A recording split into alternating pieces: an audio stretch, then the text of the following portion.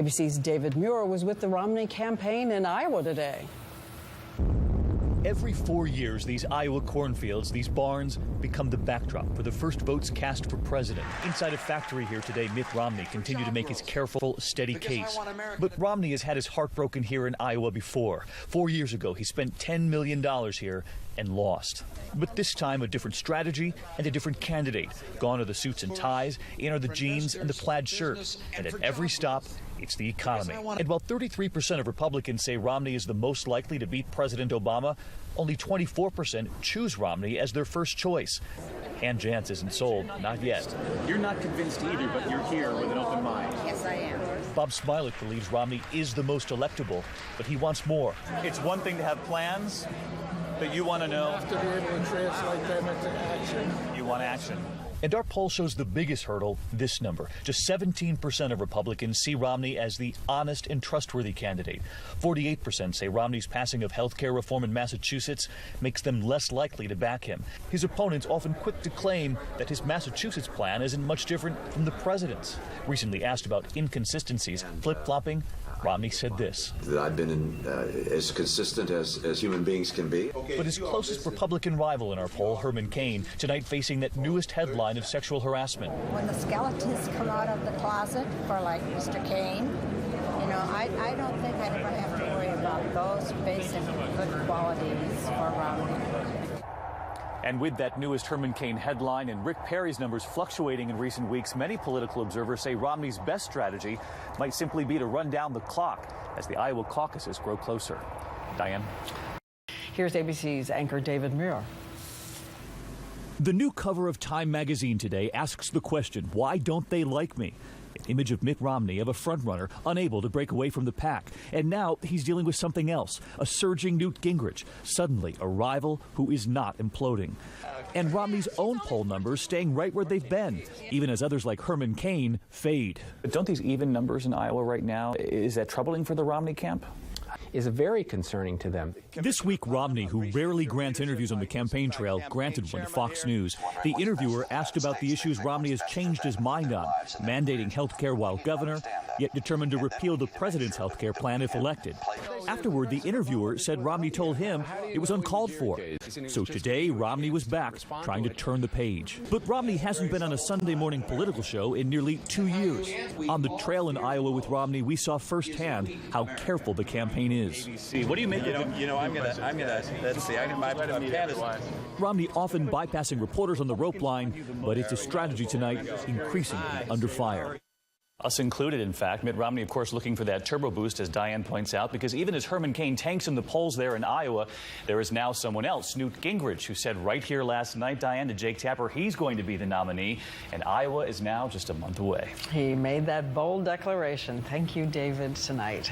This is ABC World News with Diane Sawyer, reporting tonight from Iowa. Good evening from Iowa. We're standing in Sheslow Auditorium at Drake University, 5,000 students strong here. And in 24 hours, the Republican contenders for president will square off a kind of political high noon right there on that stage. Our powerhouse political team was out in force across the state today. And David Muir sat down with the man vying to regain his frontrunner status. Mitt Romney, and David is here right now. David. Diane, as you know, Mitt Romney is on the offensive already tonight. Even before they debate here tomorrow evening, we witnessed a shift in strategy, and I asked the governor about that right here in Iowa today. In the last 24 hours, your surrogates have been talking about Newt Gingrich, saying he is, quote, unreliable, untrustworthy. Do you believe Newt Gingrich is untrustworthy? Well, there are a lot of people that worked with Speaker Gingrich in the past, and they're going to say whatever they will, and heaven knows I can't write a script for all the people that support me. But these are your surrogates. Do you find him untrustworthy? Yeah, again, I don't write the script for what other people say. But do you have to aggressively take him on at this point to stop these surging poll numbers for him? I'd expect that Newt Gingrich and I will have some differences, and we'll be able to discuss those as well. Among the differences, immigration. Romney has said anyone here illegally must, in his words, go to the end of the line and apply for citizenship like anyone else. On immigration, I heard you talking during the town hall saying that you don't propose going around the country and rounding up millions of people who are here illegally, that you proposed some sort of a transition period. What does that mean? Would they stay in the country? Do they get in line here? There's going to have to be a period as we secure our border and then put in place a plan to have people who want to become legal residents go to their home country, apply, and get in the back of the line. By virtue of having come here illegally, they should not be treated on a more favorable basis than the people who stayed in line in their home countries. They would leave this country, go home, get in line with everybody else. That's correct. We saw your ad this week celebrating your long marriage, and a Gingrich advisor said to ABC that what the Romney campaign was implying there was that your family is better than Gingrich's family. I'm curious, do you think that Mr. Gingrich's 3 marriages is fair game in an election year? Actually, in each of my campaigns, I've begun the advertising season with an ad about me and my family and my values. There was no attempt to in any way implicate anybody else in that. I'm just trying to let people know who I am. And tomorrow night here, you can expect Governor Romney to try to draw some real distinctions on this stage. And as we heard Carl Rove tell ABC News earlier today, Diane, he believes that people within the Romney campaign must be asking why it took this long for the Romney camp to come out swinging, trying to stop this surge by Newt Gingrich. And all the Republican contenders figure out their strategy for tomorrow night, as you know, David. David Muir, who's down on the floor. David Muir, of course, covers the Romney campaign. He's been with them now for the last couple of days up in Boston. David, what can you tell us about the preparations that Ann Romney and Mitt Romney have been making for this night? Yeah, Amy, it's a fine line they have to walk here tonight because of the other story that you began your program with. And, of course, that's the hurricane barreling towards the Gulf. Imagine being the Romney campaign and having to watch this and change their schedule over the last couple of days. Obviously, the convention now smaller than they had planned, fewer days, but they're going to squeeze in exactly what they had hoped to accomplish. And one of those goals comes front and center tonight. Ann Romney, as you know, Amy and David, one of the key numbers that the Romney campaign continues to look at are where they're polling among women in this country. And the most recent ABC News Washington Post poll had some numbers about favorability ratings and where women stood in America.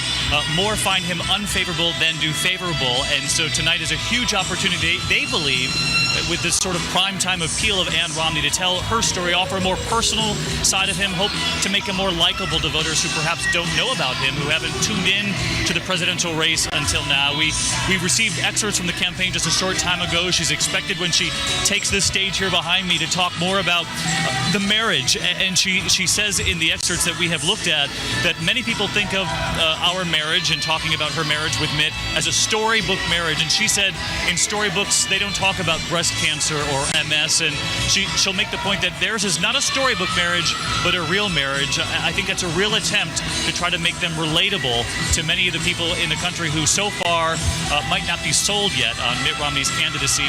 And in a presidential race that's a dead heat right now, if they can convince people and bring some women over to their side, they're convinced they might be able to pull this off in November. It's really unique, David. You know, I've been spending the last couple of days very close with the campaign. Flew in with Ann Romney on the plane today, coming from Belmont, obviously, into Tampa. She came to the back of the plane with her sort of famous Welsh cakes now. It's her grandmother's recipe. She was back in her Belmont kitchen yesterday baking them. She brought cases of them with her down to Tampa. She stopped by the broadcast location, gave some to Diane Sawyer earlier this afternoon, gave them out on the plane. I did do some taste testing. They're actually pretty good, I got to tell you. She said she's perfected the recipe over the years. But, you know, Ann Romney is very honest. She was talking on the plane about how she had practiced the last couple of days in New Hampshire inside a high school auditorium, and she did so with teleprompters set up. And she said, quite frankly, I haven't used a teleprompter before. I don't like it. And she said on the plane today, we'll see how it goes tonight. So I think if she can keep that sort of relatability going, get up there on that stage, be very normal, not someone who is remarkably rehearsed or practiced with the teleprompter, it might actually have a great deal of appeal. And as you mentioned, it's the first time we'll really be hearing from her in a setting like this as she makes the sell to the American people that her husband is far more than the Mitt Romney that they might know, that he's her husband, he's a father, and of course a grandfather to a very large and a very proud family, given the fact that he was officially nominated here today in Tampa. Yes. Well, thank you, David Muir. We can't wait to hear from you much more as we move on through the campaign and get your perspective on the Ann Romney speech.